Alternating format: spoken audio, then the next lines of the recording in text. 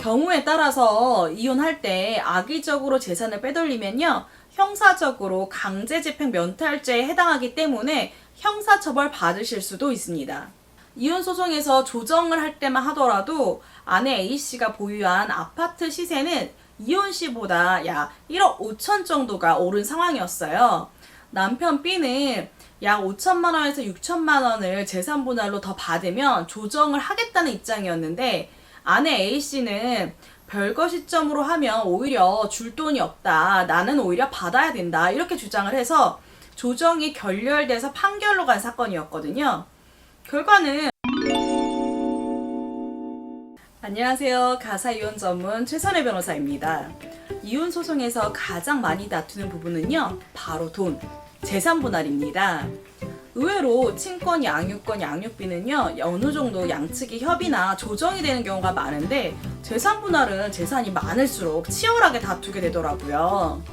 재산 분할에서 명의가 누구인지는 중요하지 않습니다. 부부의 공동재산이라고 인정되는 적극재산과 부채를 모두 한 바구니에 담아 놓고요, 기여도에 따라서 몇 대 몇으로 나누는지가 포인트거든요. 총 재산 분할 대상가액이 10억 원이면 5% 차이여도 5천만 원, 10%면 1억 원 차이가 발생하잖아요. 그래서 5에서 10% 기여도를 더 인정받기 위해서 양측의 변호사가 엄청나게 노력하게 되는 거죠. 어떤 기준으로 몇 대 몇으로 재산 분할을 하는지, 그리고 재산 분할의 기본 내용은 어떻게 되는지, 이런 내용은 이미 영상을 올렸으니까요, 참고해 주시면 좋을 것 같아요. 오늘은 재산 분할에서 가장 많은 부분을 차지하는 부동산에 대한 재산 분할과 이혼 전 재산을 숨기는 것이 유의미한지, 이 두 개에 대해서 설명을 드리려고 합니다. 이혼 전에 내 명의의 재산을 숨기는 것이 과연 유의미할까? 가끔요, 본인 명의의 재산을 좀 숨겨서 재산 분할을 많이 받으려고요, 은행 예금을 해지하고 출금해도 되는지, 부동산을 미리 처분하면 어떤지 이렇게 물어보시는 경우가 있어요. 실제로 저에게 상담 오시기 전에 몇 천만 원이 있는 예금을 해지하고 현금으로 출금해서 저에게 찾아오시는 분이 있었고요. 상대 배우자가 이혼 소송을 하기 전에 이미 부동산을 처분하고 매도 대금을 다른 가족의 명의의 계좌로 받은 경우도 있더라고요. 그런데 이런 행동을 한다 하더라도요, 재산 다 찾을 수 있어요. 이혼 소송 과정에서 최근 3년간의 금융재산, 부동산 보유 현황을 재판 과정에서 각종 조회를 통해 다 알 수 있거든요. 이렇게 몰래 재산을 빼돌려도 어디에 사용했는지가 정확히 밝혀지지 않으면 재산 분할의 대상이 됩니다. 경우에 따라서 이혼할 때 악의적으로 재산을 빼돌리면요, 형사적으로 강제집행 면탈죄에 해당하기 때문에 형사처벌 받으실 수도 있습니다. 재산 분할에서 가장 많은 부분을 차지하는 것이 보통 부동산인데, 부동산 가격은 수시로 변하잖아요.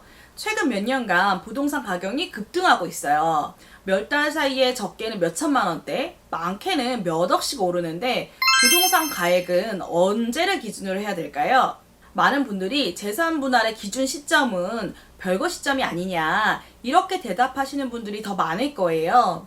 가끔 변호사님들도요, 부동산 재산가액 산정 시점을 착각하고 있는 경우를 제가 종종 봤어요. 부동산 이외에 현금성 재산은요, 별거 시점 기준이 맞아요. 그런데 부동산은 사실심 변론 종결일 기준으로 재산가액이 결정됩니다. 사실심 변론 종결일은요, 사실심인 1심, 2심 재판 선고기일 바로 전 마지막 변론기일, 재판이 열리는 마지막 기일을 의미해요. 그러니까 부동산 가격이 계속 오르는 상황이라면 재산 분할로 상대방에게 돈을 받아야 되는 쪽에서는 사실심 변론 종결일과 가장 가까운 날에 가장 높은 부동산 시가를 입증하는 자료를 제출하는 게 중요하겠죠. 그런데 이런 부동산 가액 산정 시점을 착각해서 이혼 소송 진행 중에는 상대방에게 줄 돈이 없다고 생각을 했는데 판결을 받아보고 상대방에게 1억 원 가까운 금액을 재산 분할로 지급하라, 이런 판결문을 가지고 상담한 사례가 있었거든요. 이혼 소송에서 조정을 할 때만 하더라도 아내 A씨가 보유한 아파트 시세는 이혼 시보다 약 1억 5천 정도가 오른 상황이었어요. 남편 B는 약 5천만 원에서 6천만 원을 재산분할로 더 받으면 조정을 하겠다는 입장이었는데 아내 A씨는 별거 시점으로 하면 오히려 줄 돈이 없다. 나는 오히려 받아야 된다. 이렇게 주장을 해서 조정이 결렬돼서 판결로 간 사건이었거든요.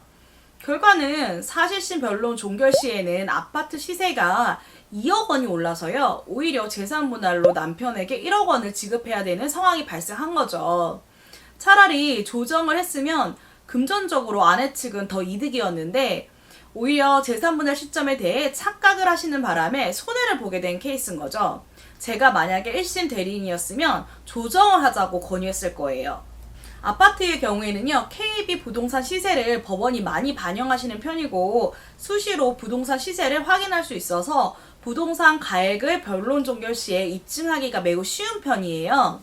그런데 주택의 경우에는 별도의 법원 감정 없이 부동산 감정액을 입증하기가 어렵거든요. 그러니까 주택의 경우에는 부동산 가액이 많이 올랐다면 비용이 추가적으로 들더라도 재감정을 하는 것이 좋습니다.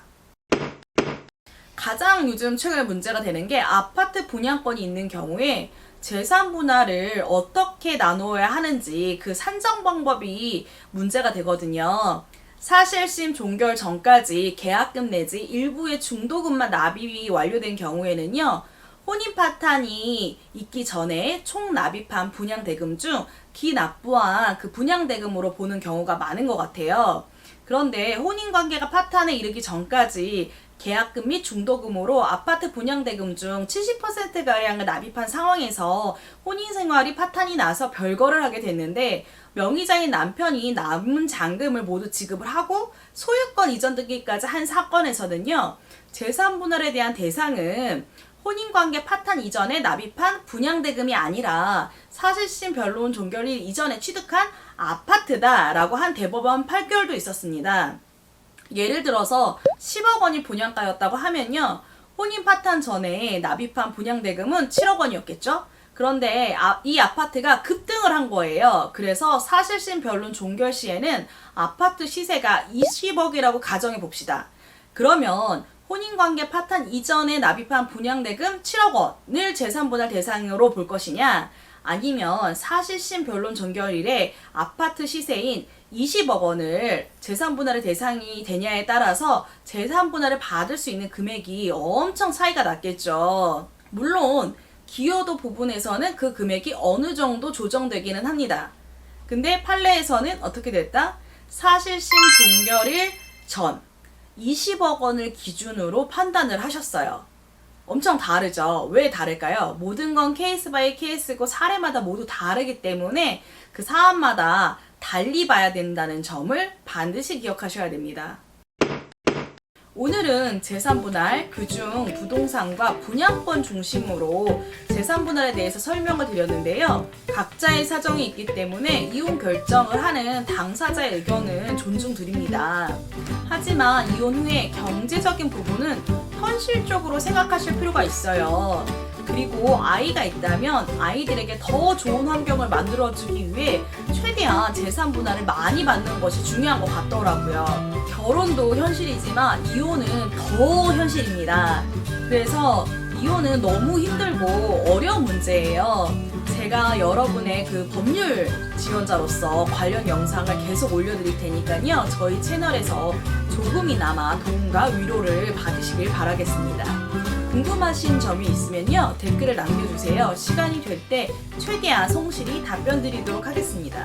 지금까지 최변TV의 최선혜 변호사였습니다.